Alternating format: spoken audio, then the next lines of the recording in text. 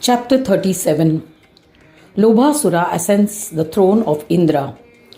Om Shri Ganeshaya Namaha. Mudgalacharya continued the narration. Lobhasura returned. He paid respects to his parents and met his friends. He was married to the virtuous and beautiful daughter of Mahishasura named Trishna and led a happy life. He indulged in enjoyments, he became more powerful and thus became intoxicated with pride. Trying to prove his prowess, he descended to earth. Heeding to suggestions of his Danava followers, he created a city for him permanently dwelling named Sukhada, which offered many indulgences. Daityas from different provinces made it their home. Then Lobhasura went to pay his respects to Shukracharya. He was accompanied by all asuras. He paid obeisance to the Guru with devotion and invited him to stay in his town. Inspired by Shukracharya, many Daitya leaders such as the valiant Devantaka, Vrutra, Bali, Jaramba, Narantaka, Praheti, Heti, and Viparichiti came to his town. As all asuras were present, Shukracharya performed the coronation of Lobhasura. The ceremony was performed by the Brahmins. All the Danavas were overjoyed. They hailed Lobhasura and returned to their dwellings, happy at heart. Several years later, Lobhasura sent his messengers and summoned all the asuras. Terrified and powerful asuras gathered in his court, obeying his command. He welcomed them appropriately. He made an announcement. His subjects were overwhelmed. He addressed the assembly. O Viparichita and other Rakshasas, listen attentively. I would like to present an important proposal. I wish to conquer the whole world with the help of your might and support. If the seniors and able asuras gathered here consent to my proposal, then they may order me to proceed. I shall obey their orders and ready my army. Asuras were overjoyed on hearing the statement. The assembly hailed and echoed their unanimous support for Lobhasura. They said, "Excellent, you have proposed a befitting plan. By your grace we shall defeat and disgrace Vishnu, the chief of Devas, and all other Devas. There is no one more valiant than you in this world." The enthused asuras invited Shukracharya to the assembly, and upon receiving his permission, they readied themselves for war. The valiant Gajasura, Viparachiti, Devantaka, Narantaka, Tara, Praheti, Heti, Bali, Jaramba readied their armies and mounted their respective chariots. They were mounted on elephants, chariots, horses, birds, and other vehicles. There was a large infantry.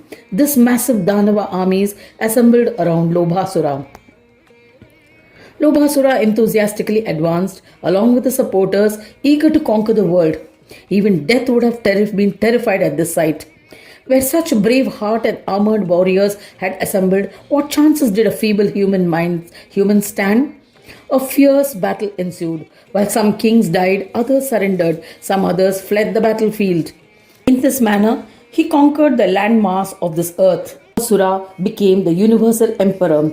There were celebrations and joy in his camp. The sons of those kings who were killed were established as successors on the condition that they paid taxes. Senior Danavas replaced those kings who had fled. Kings who had surrendered were reinstated to the thrones and were also happy. When Sesha was informed of this massive restructuring of power, he came to earth and met Lobhasura. Seshnag agreed to pay an annual tax and compensation. Danavas also honored him, and the king of Nagas returned to Patal. Daityas advanced to Swargaloka under the aegis of Lobhasura. Lobhasura possessed magical powers. Taking a huge army of enthused Rakshasas with him, the mighty and powerful Lobhasura attacked the beautiful Swargaloka. Indra prepared for battle. He bowed before Brahaspati and said, "Lobhasura, along with the powerful Danavas, has advanced towards us. I intend to battle him." He put on his armor and said, "O Lord, please grant me permission." Sighing, the eminent and fearless Muni Brahaspati said to Indra, "O Devendra, Lobhasura has been granted boons by Shankara. He is invincible. He has the power to assume various forms while battling. Hence, it is impossible to defeat him. Therefore, forget about the war and seek refuge under Vishnu. He is very intelligent and will come up with a clever scheme." Indra panicked and heeding to the advice of his guru, left for Vaikunt along with the Devas. Seeing the deserted Swargaloka, Daityas were happy. They immediately seized Amravati. Daitya Raja Lobhasura entered the magnificent Indrapuri and occupied the throne of Indra. Honoring all his Daityas, he nominated different Daityas to various positions in Swargaloka. Daityas indulged and lived happily. O Prajapati, they were respectfully served by Apsaras, Gandharvas, Vidyadhara and others. The Daityas would enjoy the gardens of Devas at will. They saluted Lobhasura, who was unmatched in the three worlds. They immersed themselves in celebrations of victory. Thus ends the 37th chapter titled Lobhasura Ascends to the Throne of Indra in the 4th Khanda of the Purana Upanishad, Srimad Mudgal Puran, describing the legends of Gajanana. Dedicated to Sri Gajanana. End of chapter 37.